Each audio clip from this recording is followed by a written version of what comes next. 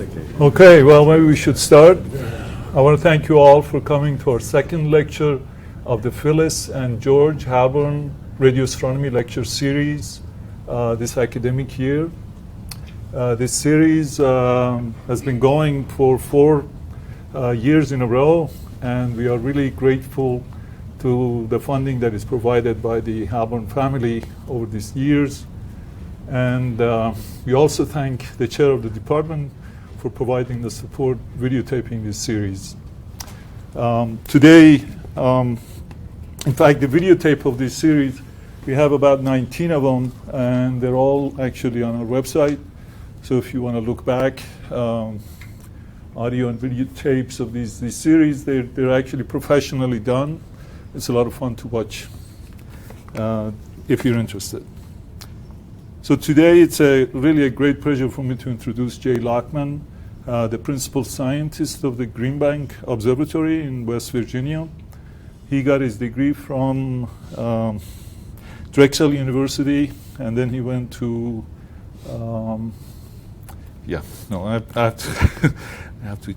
UMass at Amherst, and he got his PhD in 1979.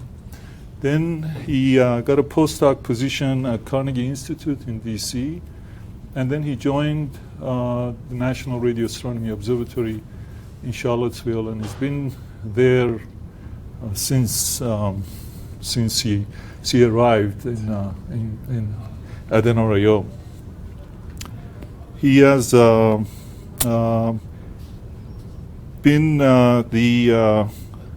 the principal project scientist of the Green Bank telescope during its construction phase, followed by being the director for 6 years. Jay's area of research is the structure and evolution of galaxies, our own Milky Way galaxy and nearby galaxies, with a special emphasis on radio observations of neutral hydrogen. His research established the existence of an extended layer of neutral hydrogen in the Milky Way and identified essentially a large-scale cavity, basically, that you can actually probe the extragalactic universe a lot better. Many of these fantastic images that you see, the Hubble Deep Field, for example, they're all really going through this region of the sky with least amount of interstellar material. And this region is actually named after Jay. So it's a very famous region of the sky. He has published numerous articles and has edited several books, including Gaseous Halos of Galaxies and But It Was Fun, the first 40 years of radio astronomy at Green Bank. And he also regularly lectures to diverse audiences about radio astronomy. He has been interviewed many times in print, radio, TV, webcasts and film. And he recently appeared in director Werner Herzog's film, Lo and Behold, Reveries of the Connected World. So he apparently has a very big, major role in that movie. So I highly recommend it. He's like a Carl Sagan of radio astronomy. He has also given an impressive series of lectures on radio astronomy for educated laymen. So I highly recommend this if anybody is interested to look at these fantastic 24 sort of lecture talks on radio astronomy, on different aspects of radio astronomy. On top of all this, he also has a bluegrass band, and he's been playing banjo for a long, long time. So he's, what else? So Jay got his, he's a fellow of the AAAS in recognition of his significant studies of neutral hydrogen in our galaxy and others, and for service to the U.S. radio astronomy. He is currently studying the gaseous halos of the Milky Way and Andromeda galaxies, and he's going to talk about this today, this topic today. And please stay around. We have pizza at the end of the hour. Okay, take it away. Thanks. Thanks.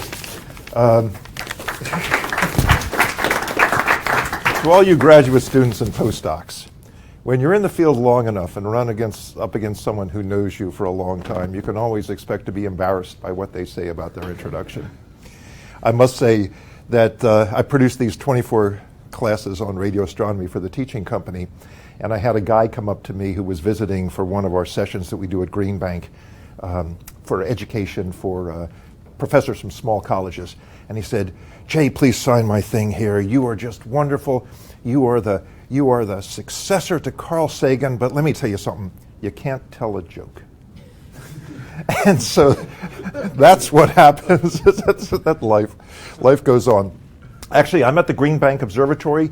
I moved from the headquarters at NRAO in Charlottesville about 25 years ago and got stuck in Green Bank.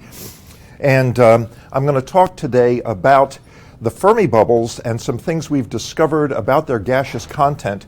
But first, since I am the principal scientist of the Green Bank telescope, let me tell you a little bit about the instrument itself that we used for these observations and some of the other science that it's doing. This is the Green Bank telescope, a 100-meter diameter filled aperture radio telescope located in Green Bank, West Virginia, supported by the National Science Foundation. That's blurred to indicate their support is now only for 60% of open skies. I couldn't find a sharper image, but I thought let's make that one tell a story. An important thing you need to know about Green Bank is that it's located in the National Radio Quiet Zone, which was established 60 years ago. And this is an area which is 13,000 square miles in area. It runs right through the middle of the University of Virginia campus.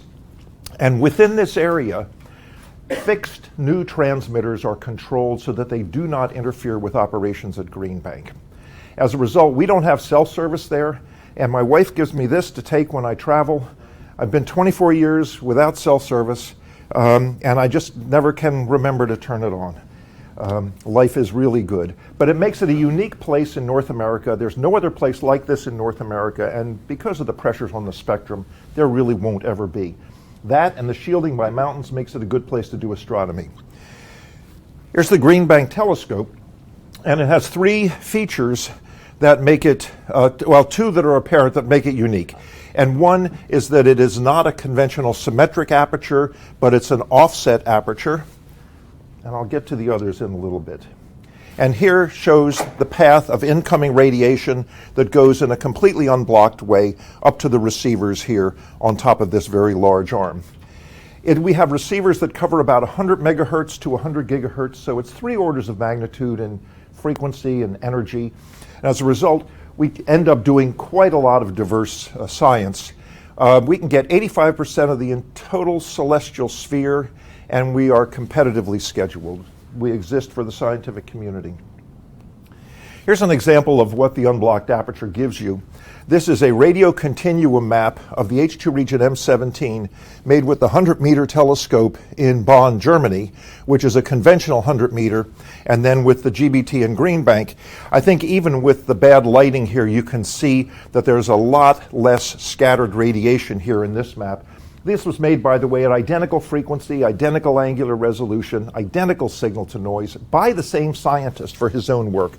But you get an order of magnitude dynamic range increase because of the lack of scattered light. And so about 10 times, an order of magnitude greater than conventional telescopes. It also has another very nice feature, which is the lack of scattering off the feed support legs holding up the receiver. There was an embarrassing incident a year or two ago in Parkes, a wonderful telescope that's done fantastic science, but they reported detection of an anomalous microwave burst that appeared to be of extragalactic origin and yet had a lot of very strange properties. Well, it turns out what it was an unshielded microwave oven. And almost certainly, this was the kind of path that took it into the receiver room. So by having the unblocked aperture, you're also reducing your sensitivity to sources of radio interference, which of course are rarely where you're pointed. They're off on the horizon somewhere. So that helps us a lot as well.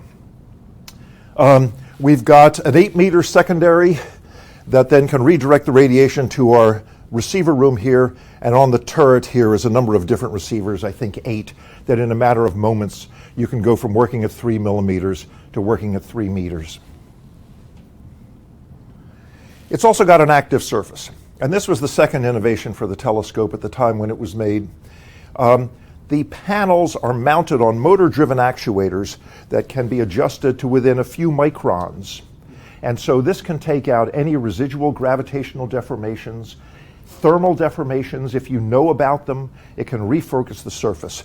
So right now we routinely achieve RMSs of 240 microns over the whole 100 meters, and we'll probably get down around 210 microns with a project that's just gotten started on it. We were just funded by the NSF to do something really quite innovative. You can buy a terrestrial laser scanner. This is a device that's about this big.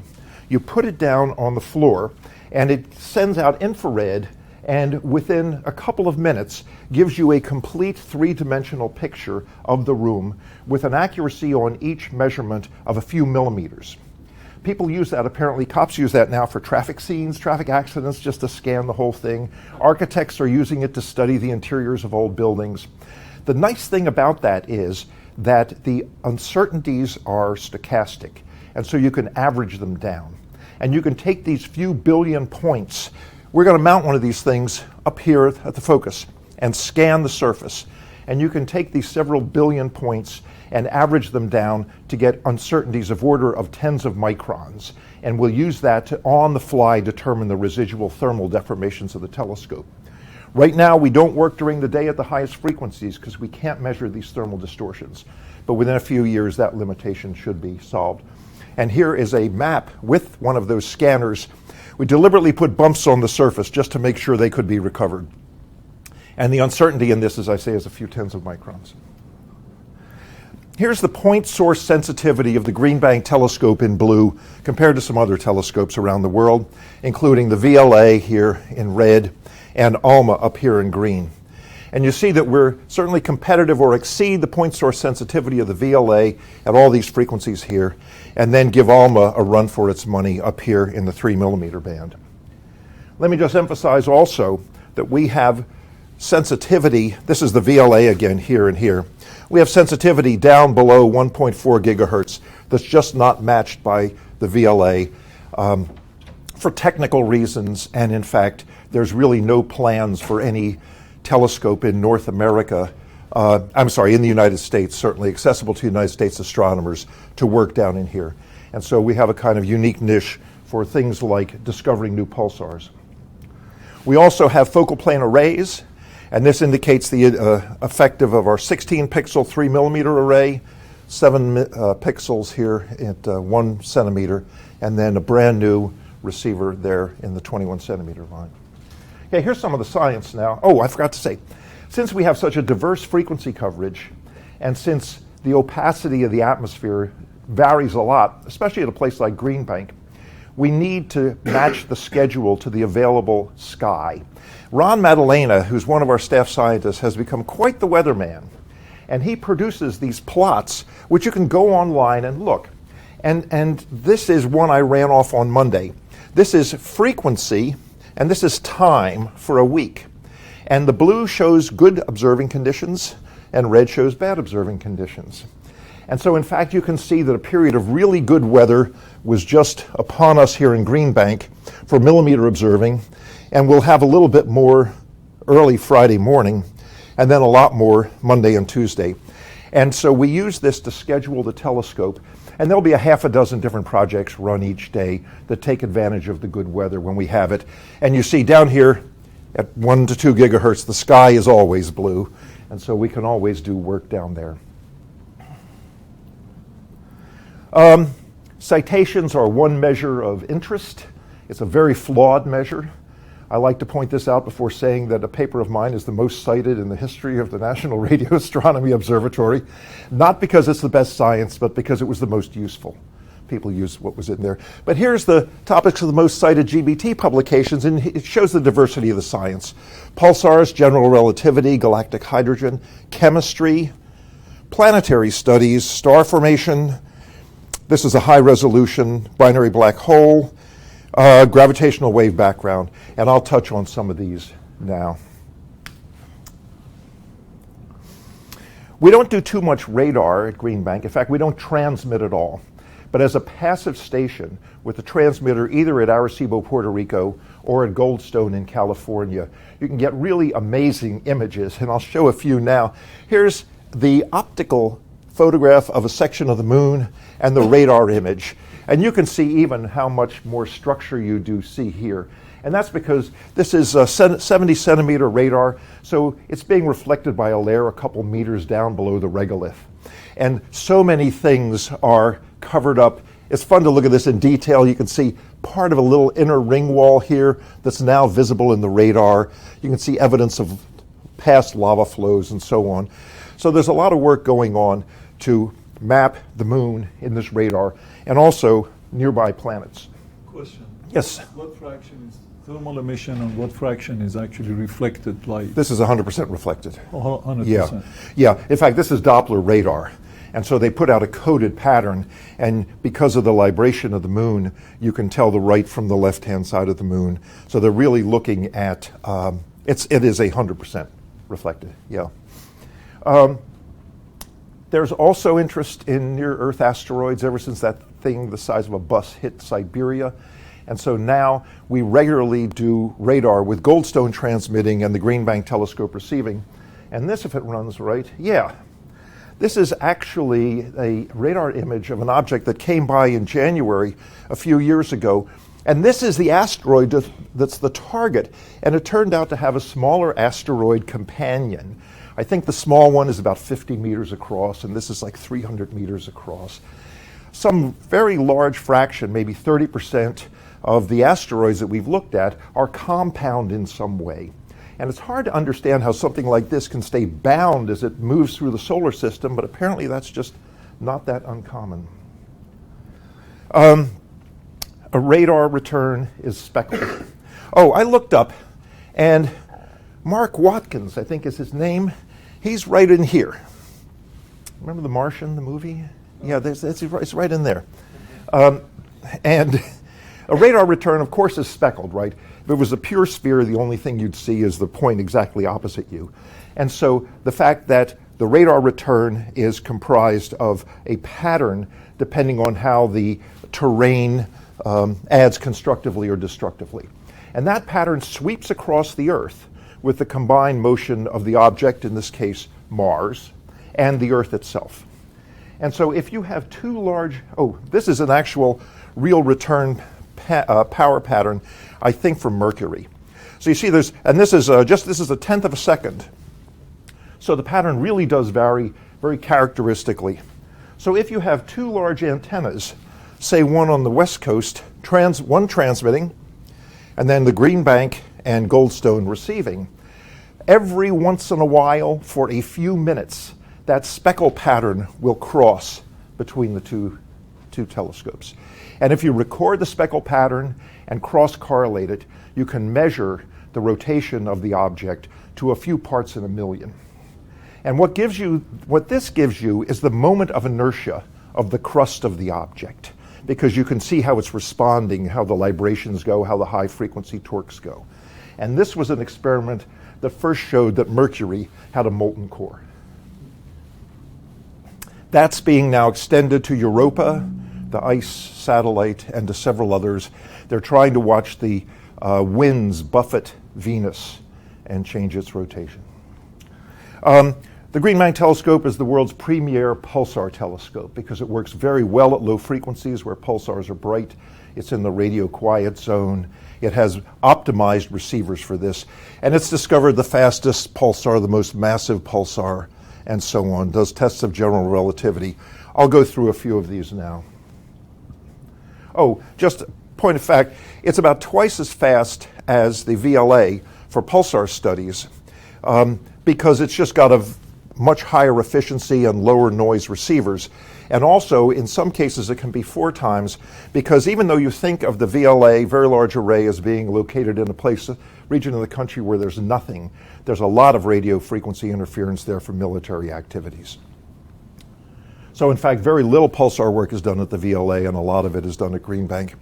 This was the Shapiro delay, basically the gravitational distortion of space-time by one object, in this case a white dwarf. and a pulsar which passes almost nearly behind it, you will see the extra path length as a delay in the arrival of the pulses. And this is the data. As the pulsar swings behind, well, the white dwarf actually comes in front of the pulsar, you see this extra delay which corresponds to the extra path length. And measurement of this system determined that the neutron star in this case was about 2 solar masses, which broke the record previously set, and is important because the center of this neutron star is the densest known matter anywhere. And there's a lot of questions about exactly what the equation of state is at matter of that density. Here's a result which just came out recently. There's a millisecond pulsar in a triple system. You've got a white dwarf here, and a pulsar and another white dwarf here. And this is the orbit. This is this gray line here. And you've got a pulsar and a white dwarf. 2 very different mass objects falling in the gravitational field of a third mass allows you to test the equivalence principle. Is gravitational mass the same as inertial mass? And this was just published this summer. The answer is yes, to 2 parts in a million. And that is the best test of the equivalence principle so far. There are pulsars, dozens of pulsars known in this globular cluster, and by watching their acceleration, you can actually map out the gravitational potential of the globular cluster. Now, this is an old figure I like to show because it's easily, I think it actually does date from 2010.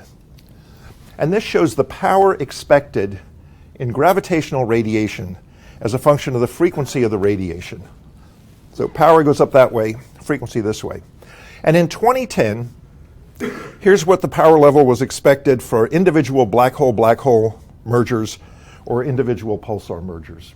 And LIGO in 2010 was this green line and hadn't seen a thing.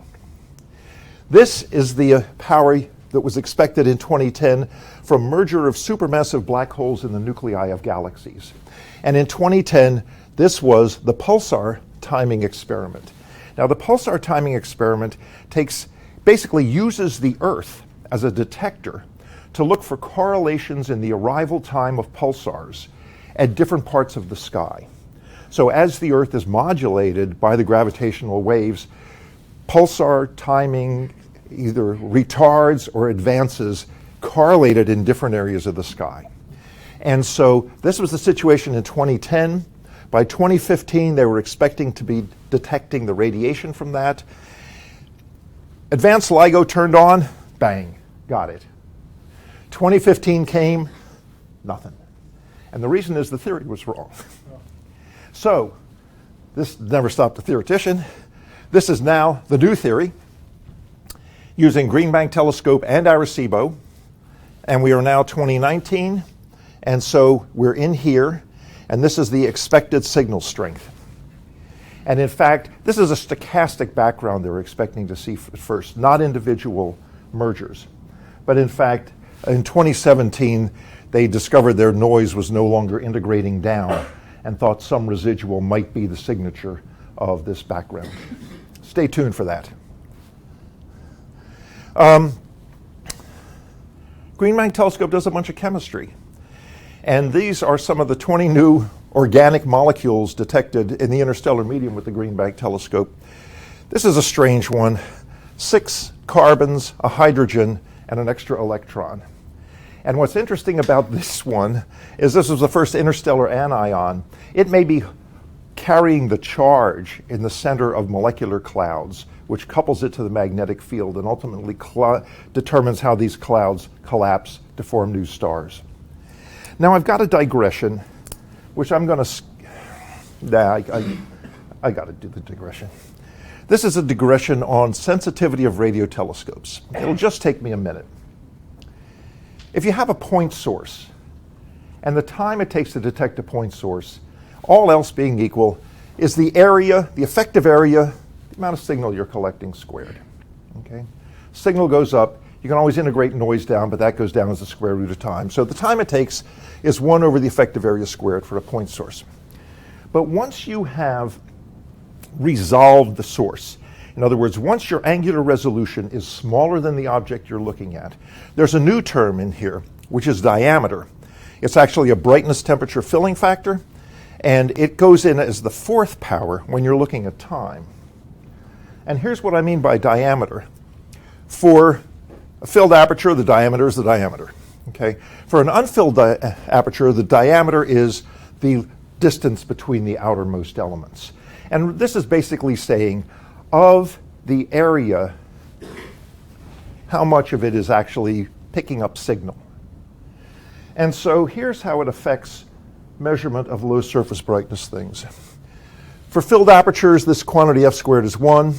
And here's the beam width you get. Of course, with a filled aperture, you don't get nearly the angular resolution that you get with arrays.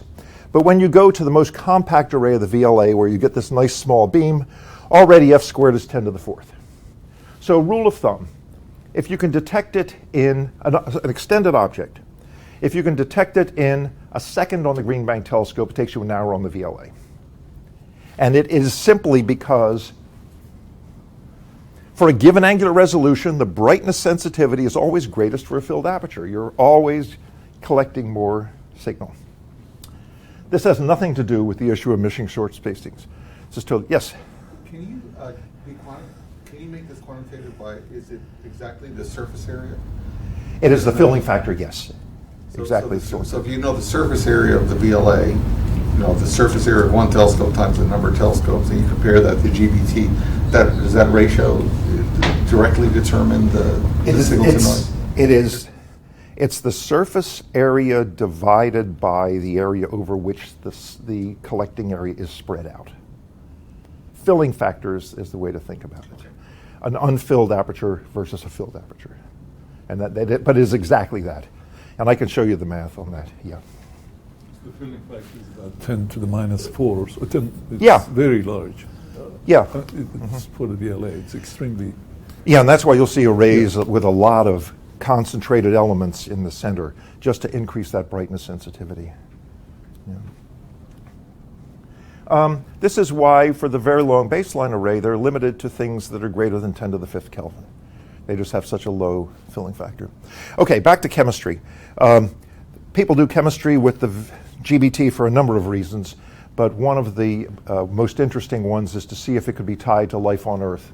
We know there's a fantastic organic chemistry in the interstellar medium, and in fact, one of the problems in understanding biology on Earth is the importance of chirality.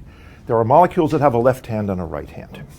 And if you synthesize sugars in the lab on Earth, you get equal numbers of left and right.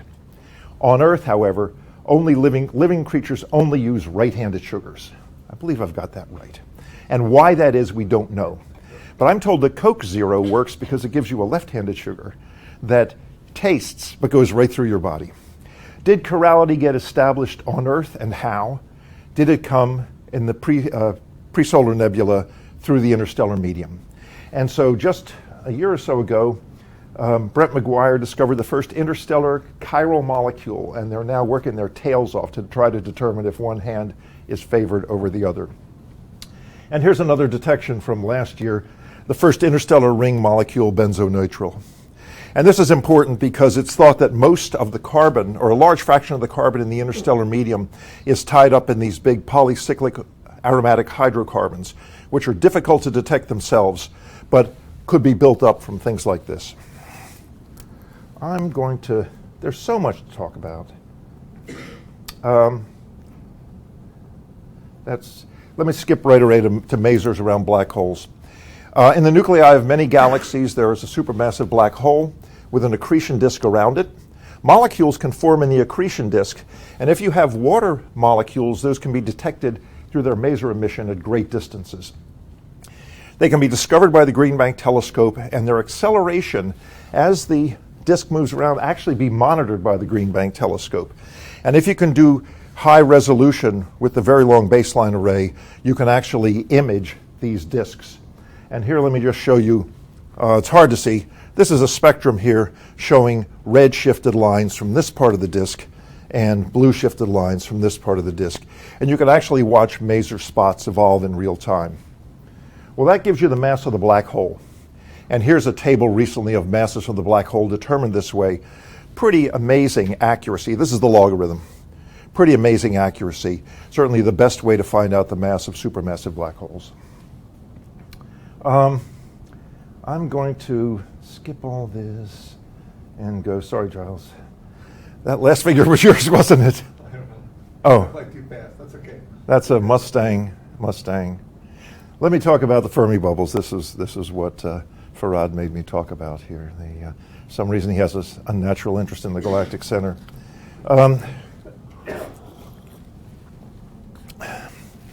The Fermi bubbles are two large regions of gamma ray emission. So this is the sky, and this is the plane of the Milky Way here. And we have two large regions of gamma ray emission above and below the Milky Way, whose existence was kind of hinted at for a couple of decades before they finally picked up the name Fermi bubble. We believe it results from a nuclear wind. Now, nuclear winds are common, and this is the nearby galaxy M82. You can probably hardly see it at all, but it's got some great structure coming out of here. In this case, there's a starburst, a very large region here that's forming massive stars, and the stars are going supernova after 1 million years or so and driving out this amazing wind here that you see in red. Many, if not all, large galaxies like the Milky Way have nuclear winds. And the Fermi bubbles are our nuclear winds up close. Whoops, wrong way. This was the first evidence to my mind that we had them. And Joss Bland Hawthorne, he's now at the University of Sydney, deserves all the credit, I think. He was looking at, this is a diagram here, he was looking at a map of the soft X-ray emission from the Rosat satellite toward the galactic center, and noticed this X-shaped feature here in emission, which he interpreted as being the center of large bubbles whose edges were limb brightened in the X-rays. This was very controversial at the time, but before long there became evidence from it in terms of a microwave haze, which was the name given to it. And Doug Finkbeiner was doing this, and here's just different frequencies. Again, the galactic plane, and you see this excess emission above and below the plane. This is actual data from Fermi in different bands, and this sort of cinched it. You can see a bubble here and a bubble here, although, frankly, the artist's conceptions are a lot better than the data.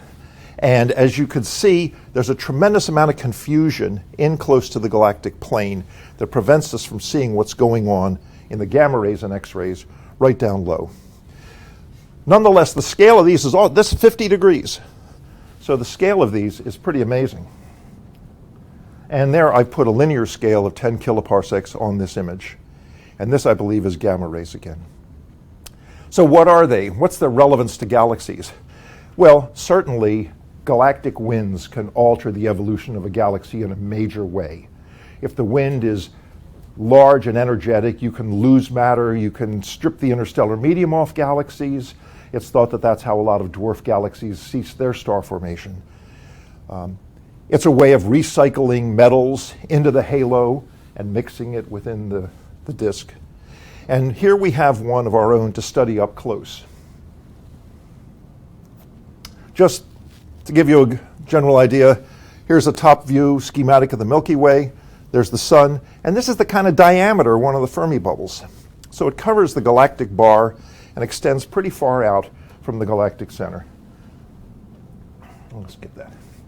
So my part in this comes back to the question of neutral hydrogen, which allows us to give a spectroscopic look where we can not only look and see what the brightness is, but also some idea of the velocities of any gas that's involved. And this is a map of the total column density of the neutral hydrogen sky. And I like to show this. This is the Milky Way again with the galactic center in here. These loops and spurs like this are almost certainly the result of supernova activity that's moving the hydrogen around. But what I want to emphasize is 99% of this is in nice galactic rotation, deviating by only a few kilometers a second from smooth circular rotation. but it's the deviant gas that in many cases tells the story. I got into this because I was interested in, let's go back a second. Why is there any gas up here at all? After all, the gas is confined by the stellar potential, and so it should all fall down unless you have some energetic events driving gas up. And so when I got into this, I made this figure which shows distance from the center of the galaxy, and this curve encloses half of the hydrogen. This is 75% of the hydrogen. But then look, there was this long tail up to a half a kiloparsec before you got 90% of the hydrogen. But then something weird happened in the inner part of the galaxy, and this nice fat hydrogen layer condensed all down right here around 2.5 or 3 kiloparsecs in. And that, I think, I only had northern data, not southern data, but that, I think, was a signature of the Fermi bubbles. At the time, Joel Bregman from Michigan had published he's at Columbia, published a paper about a wind in the galaxy that he attributed to outflow from stars in the bulge. So I thought, well, that settled it. It was the wind from the bulge that stripped the hydrogen out from the interior of the galaxy. Well, we revisited this a few years ago with new data, and here's now the artist's conception of the Fermi bubbles. And what I'm going to show is this region in here. I'm going to be talking about that in neutral hydrogen. But first, a strip through the galactic plane, right down here, averaging over just a couple of degrees in hydrogen, and looking at longitude, here's plus or minus 25 degrees, and the velocity of rotation of the galaxy. Now, when you're looking directly toward the galactic center, all motion should be perpendicular to the line of sight, all velocities should be zero. And you see, by and large, the bulk of the gas is coming down towards zero. But there's also this extra stuff here, in this case. And this we understand now as gas response to the stellar bar, or bars, in the middle of the galaxy. So we get positive velocities where we should not. We get negative velocities. We get these strange features. Now, what's outlined in blue here is a model for the maximum velocity you expect to get from one of these bars.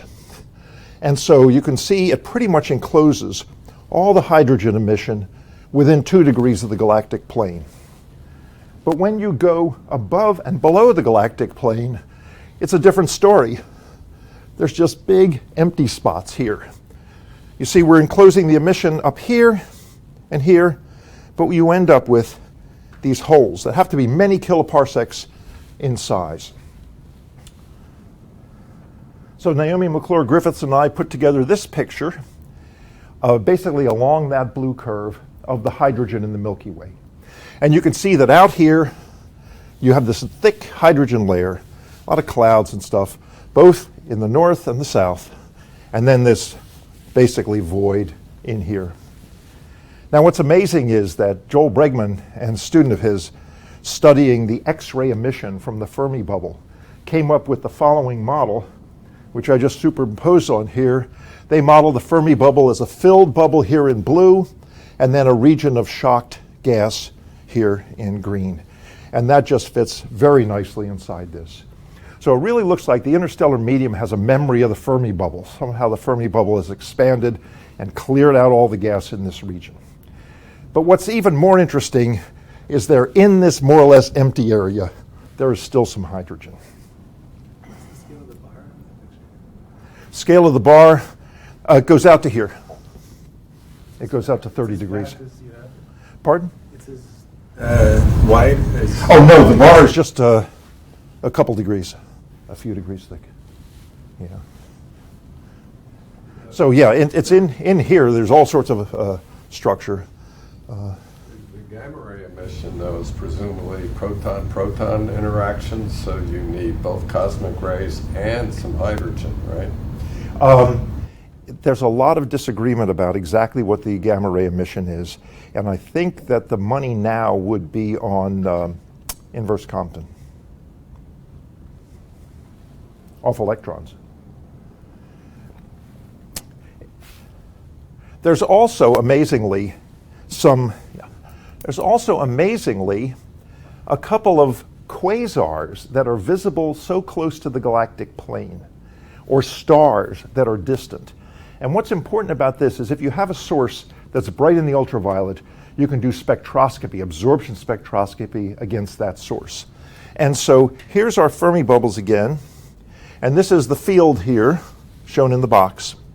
And I'm just going to mention there's a AGN here, about 11 degrees from the plane, and there are two stars down here that are really amazing. I'm going to skip the AGN because the two stars are much more important. The two stars here, they're 6 degrees below the galactic plane. One is 7 kiloparsecs from us, or less. The other is 25 kiloparsecs from us. So one's on the near side of the Fermi bubble, the other one's on the far side of the Fermi bubble. And their ultraviolet spectra look really astonishing. You don't have to see any detail to know that this is the far star and this is the near star. I put a line here of 0 velocity. So what you expect from a well-behaved galaxy is that a star 7 kiloparsecs away would just show circular rotation just a little bit. It's so close to longitude 0. And that's exactly what you get here. Little positive velocities, maybe some saturated lines, but very well behaved. That star, which is right next to it on the sky, but 3 times further away, and all of a sudden you see enormous, here I've got to blow up on the next slide, in fact, an enormous range of velocities. This is minus 100. This is 0 and minus 100 for the near star and for our far star. And look at this, an enormous range in elements like silicon 3, silicon 4, very highly excited ions that we're seeing. So clearly we're getting a spectroscopic clue as to this Fermi bubble and a very wide range of velocities in between. But yes? You're seeing a 1, but you're not seeing the hydrogen? Is that just a sensitivity difference? Sorry, seeing? You're seeing a 1, seeing the lowest panel? Yes. But then you're not seeing the hydrogen in the No, hydrogen. We do see hydrogen toward this. Emission, just an absorption. Is that right? You showed before that the hydrogen picture, right? Let's see. That hydrogen was for normally rotating hydrogen, which constitutes the vast majority of it. I'm going to show some hydrogen clouds that correspond to these. They're small, they have very high velocities. And so yes, we do have a hydrogen that corresponds to most of the features in this one. The reason I didn't want to talk about that other quasar was it's less interesting, but also that's an example where we only see ionized gas. We do not see any neutral gas in that case. And some of these components actually do not show up in neutral gas, only in the high ions. So it's a complicated situation. But now, this brings me to the radio work. Naomi McClure-Griffiths led a group in Australia to use the Australia Telescope Compact Array and survey this region 10 degrees by 10 degrees around the galactic center. And what she discovered, that's where it is on the map of the Fermi bubble. So we're really down in the middle of it in a place where we don't have a lot of good information otherwise.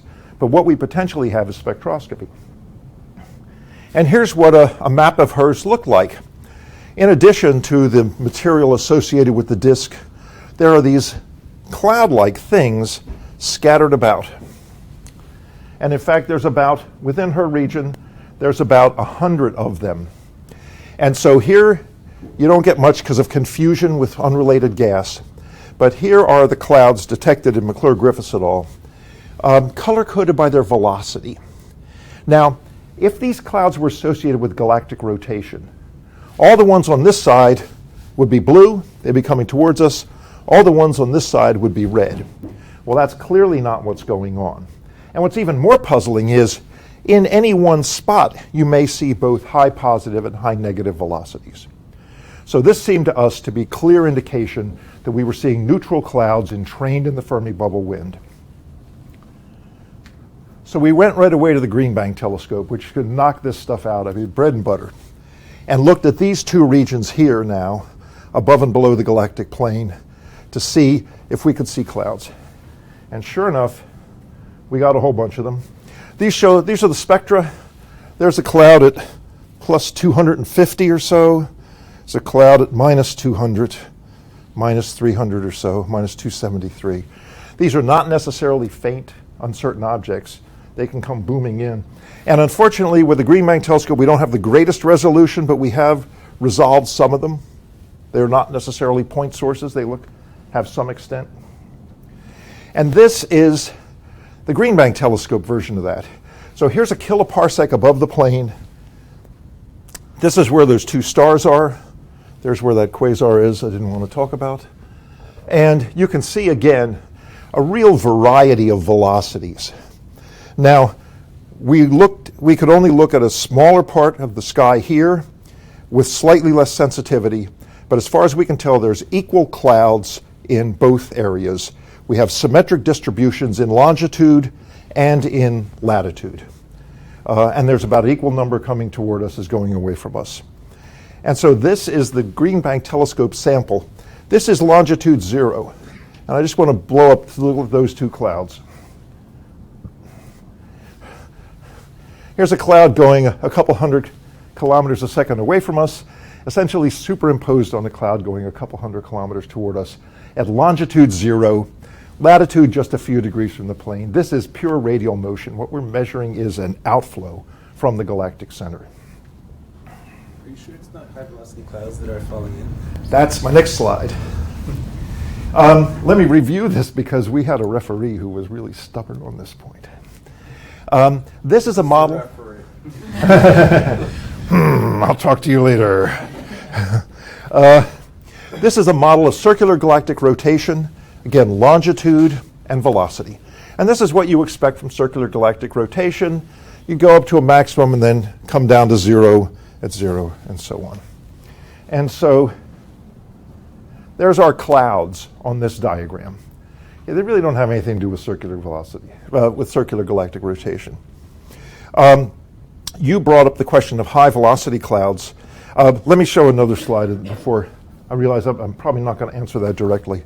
But here's now, let's move 30 degrees away in the galactic plane. This is toward the tip of the bar here. It's a region of tremendous amount of star formation. This again is longitude and velocity. And here's what the hydrogen looks like in that region. And we can just move our cloud population on, and it really doesn't look like anything you see in other parts of the galaxy.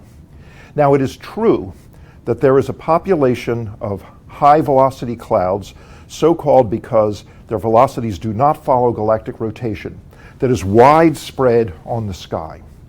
But we went and did some, those are almost all at negative velocities, I must say, and very few high velocity clouds. But the number of these is so much greater than you would expect from any high velocity clouds. These are not, the high velocity clouds tend to come in large complexes, many, many degrees across. These seem to be isolated events. So we think we can rule out the standard high velocity cloud population, by the way, which people don't understand anyway. But this, we believe, is really something else.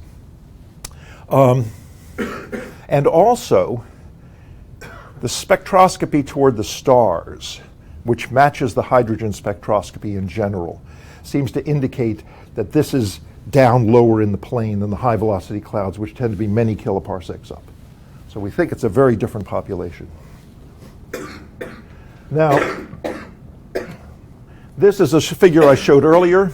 This is within 2 degrees of galactic plane, again, longitude, velocity, showing the hydrogen that's affected by the bar, streaming motions around the galactic center.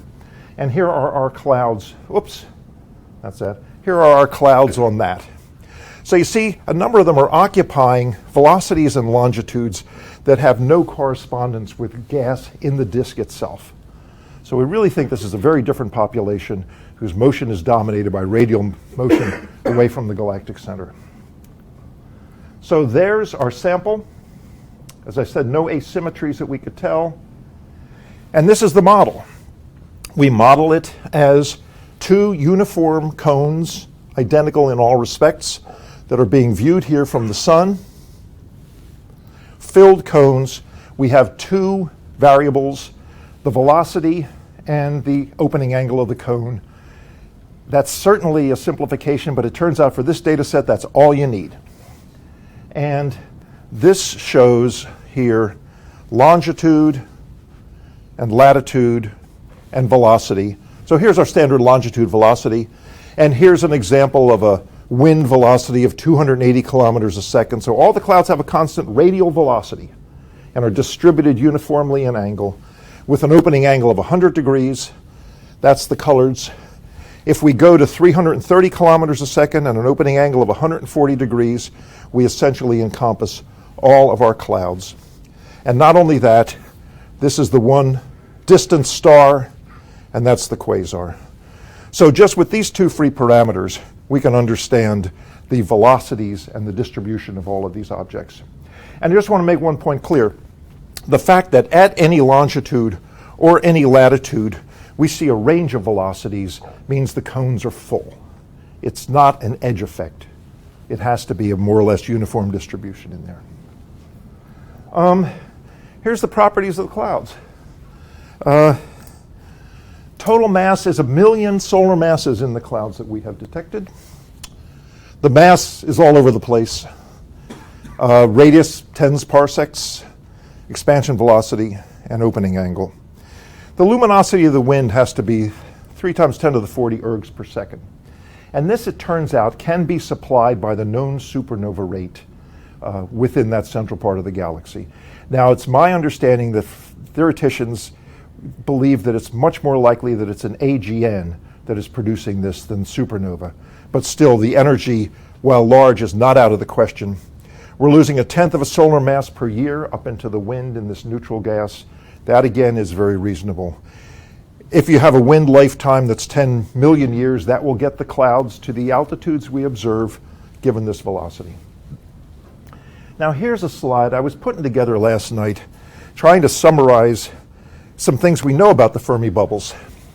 This is Miller and Bregman's model based on X-rays, but it has some other information in there. This is the gamma ray luminosity, 4 times 10 to the 37 ergs per second. This is Miller and Bregman's total luminosity, a few times 10 to the 42.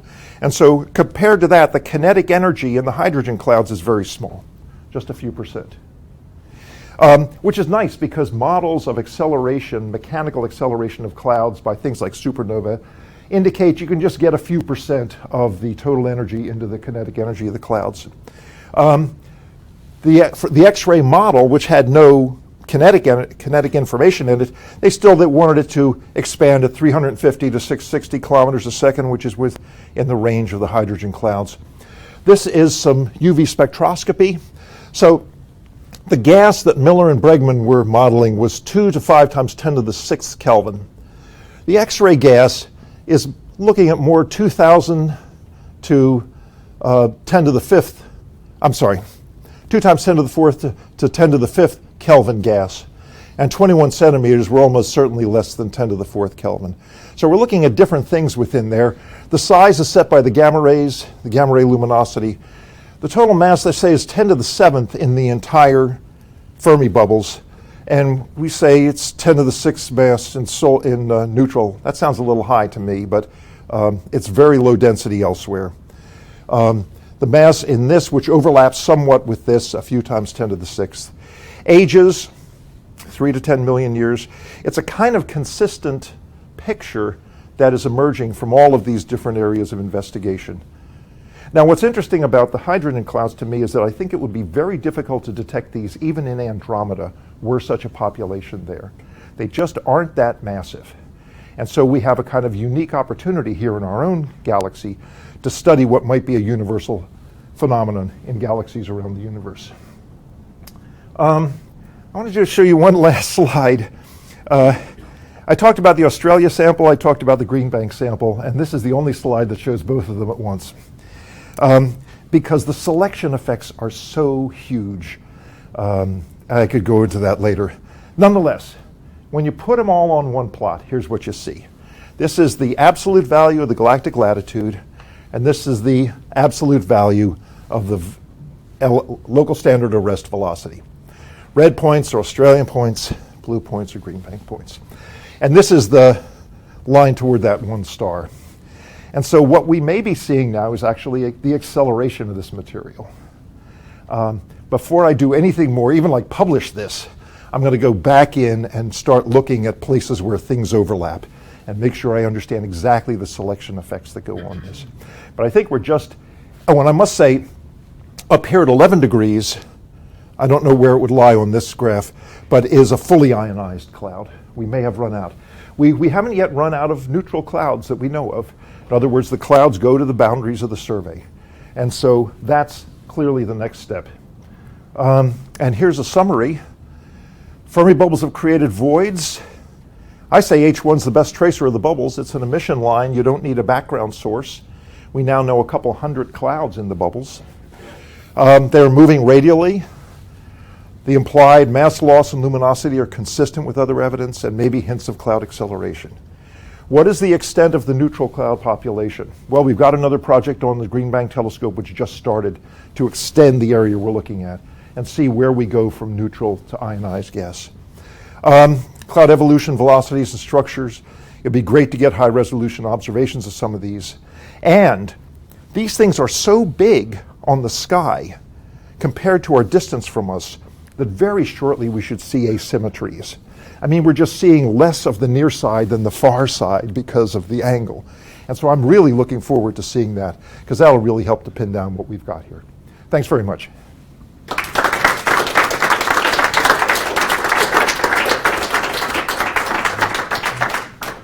Thank you, Jay. We have some time for questions. Giles? So fascinating talk. I'm wondering if there's any way you ever could get proper motions on some of these things, or some kind of changing absorption line profile that would give you a way to actually measure the motion in the plane of the sky. It would probably be the absorption, and that's a fascinating thought, right? Because this gas is probably really lumpy. It would be, I don't know when those HST spectra were taken, but it would be very interesting to go out and look at them again. That's an interesting thought. Yeah. So are these virial masses, or is there information constraining the inclination of the disks? You mean in the hydrogen clouds? Right. Yeah, no, that's just the number of atoms. That is entirely a measurement of the mass. They are not virially bound. The line widths are too great. They are probably in a very high pressure environment. In fact, I didn't put the pressure down on there, but there's implications that it's 10 times or more the normal interstellar pressure. That's from the UV absorption. And I must say, we also have one of these clouds, which just coincidentally we did observe with the VLA. And it's this knot of cold neutral medium. That's just what you expect if you take a normal cloud and put it into a high pressure environment. Yeah. I have a question. Oh, we have a question. A very naive one. So your model here seems to indicate that the upper and the lower bubbles are the same, but at least to my eyes in your actual data, it seemed like the upper bubble was somehow darker than the lower one. Yeah, it has many more clouds, but the problem is that we are really scraping the horizon to get that lower, and so our sensitivity is less. We spent less time on it, and the area is smaller. Okay. When you compensate for that, the numbers come out exactly, disappointingly Yeah. identical. Yeah. Okay. Thank you. Yeah. So I have a question. So could it be that what you're really finding is related to something completely different? I mean, the Fermi bubble goes up to about 40, 50 degrees above the plane, and you're looking at really the inner few degrees very close to the plane, and there could be other events that could produce this. Why would you, what is really the, what's really connecting the Fermi bubble to this? Could be, I mean, the Fermi bubble happened once, but there may be multiple events, and this could be related to something completely different than the Fermi bubble. Well, I mean, to your first point, we see clouds a kiloparsec and a half from the galactic plane that have anomalous velocities. Okay, so it's not just some. So it goes up to about a kiloparsec and a half. Kiloparsec. Yeah, and we have not. Our highest velocity cloud is in fact up around 9 degrees from the galactic plane. There's a kiloparsec and a half or so. So it is not. I'm not sure what else is up there. There's not much else up there to provide the mechanism. It would be nice if we really could map things out clearly enough that we can see the extent of this population down low into the plane. That's going to be difficult because of confusion with probably unrelated gas. But so what's your proposition? Well, all I'm saying is that it could be basically multiple events. You have, let's say, starburst activity happening every few million years or so. Oh, yeah. And this could be really related to something, an event that is earlier than the Fermi bubble, that could be a little bit longer than the 7 years or so ago. I mean, it certainly could be. I mean, I'm putting all this together in a single picture, and there could be multiple events that go on. There's no question about that. But you need to get the clouds to the height we observe with the velocities we observe, we need many millions of years elapsed since the last event. Yeah. Right. Have any other questions? Any burning questions? Okay, well, let's thank. Oh, go ahead. One last one. Going back to my question earlier in the talk. It's probably a very naive question, but if I was to think about the point source sensitivity of a radio telescope, whether it's an array or a single dish, my first guess might be that the point source sensitivity depends only on the collecting area, square meters of metal surface going to the sky. But it sounded like maybe it wasn't that simple from what you told me about the arrays wanting to move things closer in. No, for a point source, you're absolutely correct. Given that the receiver's interference environment and everything is identical, the only thing that matters is the amount of metal you've got catching the photons. Yeah, that's it. Okay, great. Well, thank you very much for being here, and let's thank Jay one more time.